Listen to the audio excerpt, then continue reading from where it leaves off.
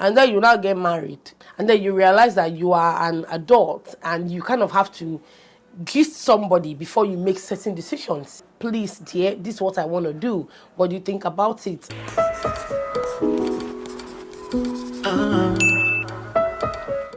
On behalf of the married people, your representative is here to spill it, okay? I'm also trying to look cute for you people so that they don't go abuse us. Hi people, welcome to my channel. My name is Chinyere. If you're just seeing me for the very first time, you may want to subscribe and also thumbs up this video so that people can see this video as well. We are a beautiful community, honest, okay? We are honest. We say it as it is. You know, we're not ashamed here. We are living and we are living freely in this space. Okay. So in today's video, we're just going to be gisting, okay? We're just going to be having a heart-to-heart conversation. Even though I'm not hearing your voice, I'm communicating with you. A lot of things I'm going to say in this video are, of course, everything I'm going to say in this video, they're all my opinion. Yours can be different. Any other person's opinion can be different, and that's completely fine. Just be respectful in the comments and in the way you know, express yourself, okay? So in today's video, I'm just going to be talking about the things that I do not like about marriage, okay? Marriage has a very bad rep, okay, right now.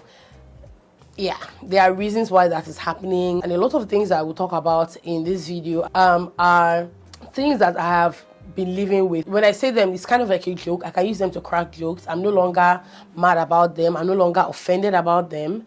So if you are in that stage or you're in that phase where these are things that you probably cannot deal with, I feel like with time it gets better, or it either gets better or you tend to just ignore it and you just learn to live with it. However, choose things that you can deal with. You know, there are things that you can deal with that are not reducing the quality of your life or are not a danger to your mental health. So these are things that I can just talk and laugh about, and I think that's like the best way to deal with a lot of these things, because they are inevitable, they are there, they are present. You just have to choose to deal with them one way or another. So the very first thing, which I think is such a big deal for me, and I no longer get to have that as often as I would want, is you don't get to have your personal space be your personal space any longer.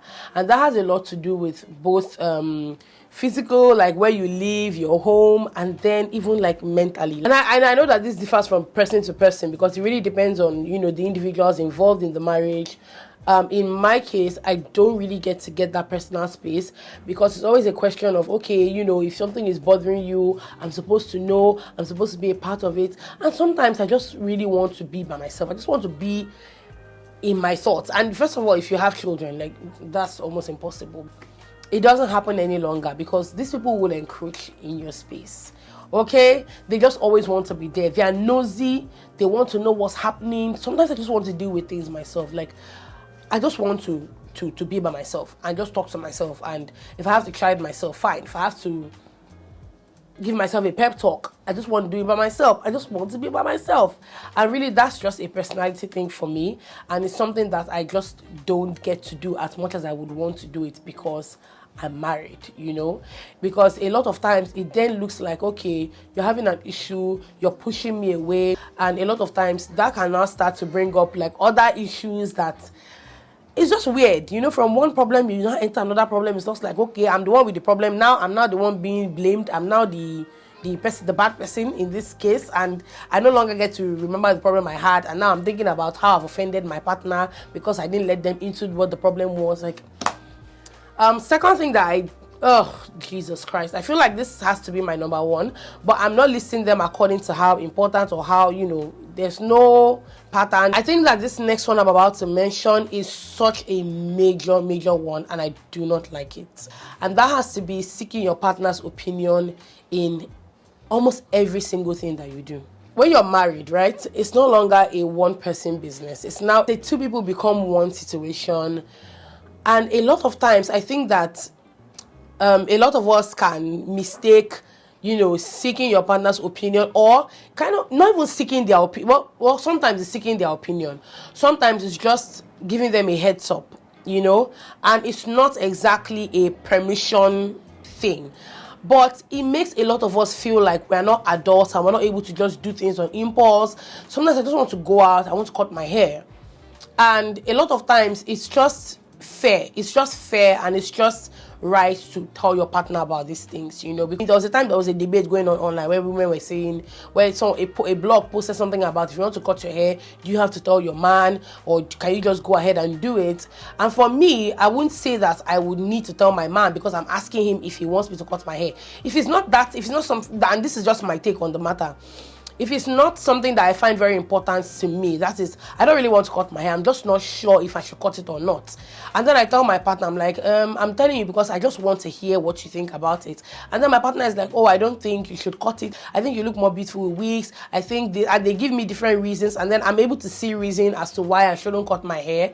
Then that's a different case. But if it's a case where I want to cut my hair, like I legit want to cut my hair because I just don't want the hair anymore. It doesn't even have to be for any other genuine reason or what people would call good reason. I just want my hair off. I'm telling you just because I'm just giving you a heads up. I'm just telling you so that when I come back tomorrow and you see that my hair is gone, you're not surprised. That is my own take on the matter. Everybody's can be different, but that is just how I see it. So I'm just telling you, not because I'm asking, because I feel like along the line in the conversation, your partner knows if you're actually seeking for their opinion or if you're just telling them, I'm going to do it, like I'm just going to do it. Especially when it comes to things where it's like, it doesn't have anything to do with like values or like morals or stuff like that. You're a full-fledged adult, and then you have to kind of gist somebody about something before you take that action. That's another thing I would say really annoys me. Marriages are very different, and I'm sure that there are a lot of marriages where people would actually legit need to take permission. Like, I would like to cut my hair. Should I cut my hair? Can I cut my hair? When I look back at it now, it's so funny how as a child you're growing up and then you're craving adulthood so badly. Like, you just want to be an adult, you want to just be free to make decisions as you like without having to seek permission from your parents. And then you now get married and then you realize that you are an adult and you kind of have to gist somebody before you make certain decisions. You just have to inform them. Something else that's a major for me, I've had to learn to do, even though I still grumble about it till tomorrow, is I don't like to share. I don't like to share my things. I don't like to share my food. I don't like to share my perfume. I don't like to share my living space. I don't like to share my car. But I have to share on so many occasions. And I've just had to live with it. Have I stopped grumbling about it? No. I even grumbled today. And then, I mean, sharing my living space, that one is even a forgotten matter because that one is done and overdone. When you start sharing your living space with a spouse, before you know it, you start having children, and then you're sharing your living space with children that know nothing about organizing or keeping things clean or are still learning, like they're still in that learning phase. It's just like you don't have as much control as you want, but you have to live with it. And you know, this whole like sharing, for me, it just comes with the fact that I'm very careful with my things. I'm careful with every single thing. Even if I buy something for 2 naira, I'm going to be as careful with it as I am if I buy something of 10 million naira. So I'm that person that if someone has to ask me for something very often, like if I get a request that's coming very often, I would get to that point where I'm thinking, can I buy this thing for this person so that they can stop asking me for it? Most times I would do it if it's within my power, if it's something that's convenient for me to do. If I can afford to get you that thing just so that you don't use mine, I don't mind doing that. So it's difficult for me to share, and it doesn't have anything to do with being stingy. You know, it's not me being stingy, because if I was stingy, I won't be thinking of buying it for the person. But I want you to be able to get that thing done. I want you to have that thing. I want you to be comfortable. I just don't want you to ask me for mine. Another thing that I will point out is also compromise. So who is going to compromise? Me, you? Who? Who is going to compromise? Who? How do we pick? What's the criteria? How do we know who's going to sit and who's going to stand? Mutual decisions are very important in marriage, in a lot of things, in finances, in raising children, in just so many things. It just cuts across so many different areas in marriage. You would have opinions that would clash. There are just things that would clash, and it can be the littlest things, like the tiniest, you won't even believe it, the tiniest of things. There are situations where you would have to make a decision as a family, and one person is like, oh, I don't want it to be done like this, and then the other person has to, or like sit and then let that person's decision take the front seat, and it's difficult. I don't like it. Another thing that I do not like is change. Okay, change. And I'm saying change because change, it does a lot in a marriage. And I'm not saying that I do not like change, because a lot of change comes from growth. I'm just saying that a lot of times, a lot of people are not very used to the idea of change, or they don't know how to deal or cope with the idea of change in a partner. You might marry somebody who thought this way about this thing, and then a few years down the line they veer off completely from what it was that they believed in. And these are things that can actually happen. The thing is, are we ready for this discussion? Are we ready to talk about how change can actually impact your marriage negatively or positively? Can we talk about how there are men who would say they didn't like their wives wearing makeup when they got married to them, and then now that they are married 5 years down the line, they're like, I would like you to wear makeup. And maybe the woman is not even a makeup person, and now they're like, oh, I would like you to wear makeup. And then the woman is in one corner thinking, is my husband going to be attracted to women that wear makeup? So in that case, it's now a case of change and compromise, because now who's going to compromise? Is he going to deal with her not being able to, or not wanting to wear makeup? Or is she going to have to deal with the fact that her husband now wants her to wear makeup and she doesn't want to? If you're with somebody who doesn't accept that change is something that would always happen, it can be a problem. The one thing I hate is when people say things like, oh, but you didn't used to, but you were never like. I hate to hear it. I hate to think that you feel that the Chinyere of last year is the Chinyere of today. People that are so set in their ways that it's like what they know is the only thing they know, and they don't even want to, they don't question anything. They don't try to understand, why is this thing like this? Who made the rules? Do we have to stick to the rules? Do we have to live by the rules? You know, like, there are people like that. They just don't question anything. And it's difficult if you have a partner like that, because times will come and things will change. It's okay to believe in something and then tomorrow to say that you no longer believe in it. Like, it's perfectly okay. Even on YouTube, if there are things that I said years ago and you come today and tell me, but you said this. Yes, I said it and I'm no longer saying it. Like, this is me in the present. It's completely different when it comes to marriage, because you're living and breathing the same air. You're doing everything together.